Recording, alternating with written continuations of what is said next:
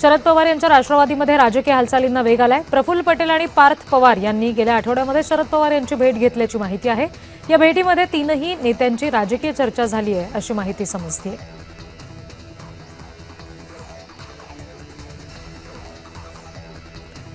CET पेपरफुटी प्रकरणासंदर्भात लक्ष घालणार। भाजप सरकार आल्यापासून पेपरफुटीचे प्रकार वाढलेत।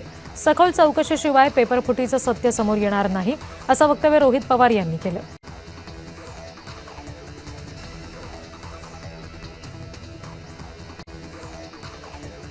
पेपरफुटी असो, भरती घोटाळे असोत की आता एमएसटी सीईटी, प्रत्येक वेळी संशयाची सुई भाजपशी संबंधित लोकांवरच काय येते? काँग्रेसच्या हर्षवर्धन सपकाळ यांनी हा सवाल उपस्थित केलाय।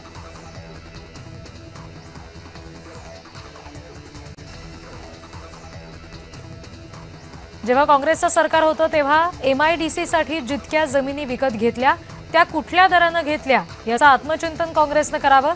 राज्यमंत्री आशिष जयस्वाल यांनी काँग्रेसवर ही टीका केली आहे।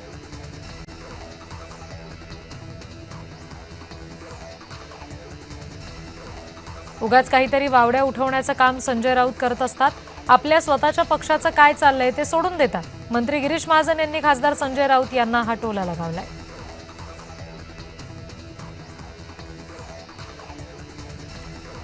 उपमुख्यमंत्री एकनाथ शिंदे यांनी शिवसेनेच्या सर्व मंत्र्यांची महत्त्वाची बैठक बोलावली। बैठकीमध्ये प्रत्येक मंत्र्यांच्या विभागाचा गेल्या 1.5 वर्षातल्या कामकाजाचा सविस्तर आढावा घेतला जाणार आहे।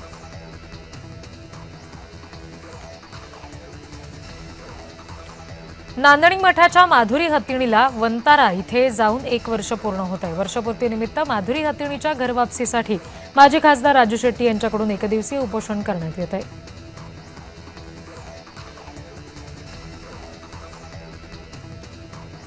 मंत्री महाजन यांच्या राजकारणातून निवृत्तीचे संकेत समोर आलेले आहेत। आम्ही किती दिवस काम करणार? पक्षाची जबाबदारी कुणाच्या तरी हातात द्यावी लागणार। आमदार मंगेश चव्हाण जिल्ह्याचे भावी नेता आहेत असं महाजन म्हणाले।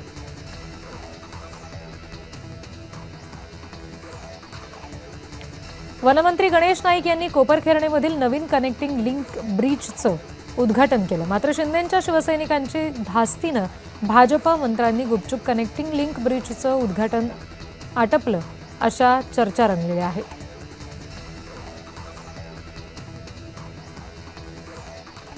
शेतकऱ्यांनंतर तरुणांना उद्ध्वस्त करण्याचं काम भाजप करत आहे असा गंभीर आरोप नाना पटोले यांनी केला। सीईटी पेपरफुटीच्या आरोपांवर पटोलेंनी ही प्रतिक्रिया दिली।